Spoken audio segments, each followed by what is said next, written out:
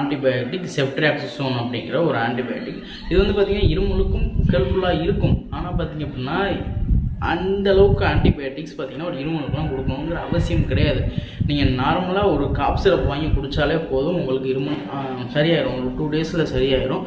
ஆனால் இருமலுக்கு இந்த இன்ஜெக்ஷன் வந்து கொடுக்கணும்னு அவசியம் இல்லை. ஒருவேளை ரொம்ப அதிகமாக ஆஸ்துமா மாதிரி ஸ்டேஜஸில் இருந்துச்சு அப்படின்னா கொடுக்கலாம். ஆனால் மற்ற நார்மல் இந்த மாதிரி கிளைமேட்டிக் சேஞ்சஸ்னால ஏற்படக்கூடிய இருமல், சளி இதுக்கெல்லாம் பார்த்தீங்க அப்படின்னா இன்ஜெக்ஷன்லாம் நீங்கள் போடணும்னு அவசியம் இல்லை. ஒருவேளை நீங்கள் ரொம்ப ஃபீவரிஸாக இருந்துச்சு உங்களுக்கு அப்படிங்கும்போது இந்த ஆன்டிபயோட்டிக்லாம் வந்து கொடுப்பாங்க. ஆனால் ஒன்லி உங்களுக்கு இருமல் மட்டும்தான் இருக்குது அப்படிங்கிற பட்சத்தில் இந்த அளவுக்கு நீங்கள் இன்ஜெக்ஷன் பக்கம்லாம் போக வேண்டிய தேவையில்லை. முக்கியமாக பார்த்தீங்கன்னா ஒரு டேப்லெட்ஸ் கூட அது தேவையில்லைன்னு தான் நான் சொல்லுவேன். 2-3 டேஸில் வந்து ஆட்டோமேட்டிக்காக அதுவே வந்து க்யூர் ஆகிடும். இல்லாட்டி மிளகு இருக்குது பார்த்தீங்களா, அந்த மிளகு எடுத்து சாப்பிட்டீங்கனாலே தானாக வந்து க்யூர் ஆகிடும். அப்புறம் வந்து க்யூர் ஆகலை அப்படிங்கிற பட்சத்தில்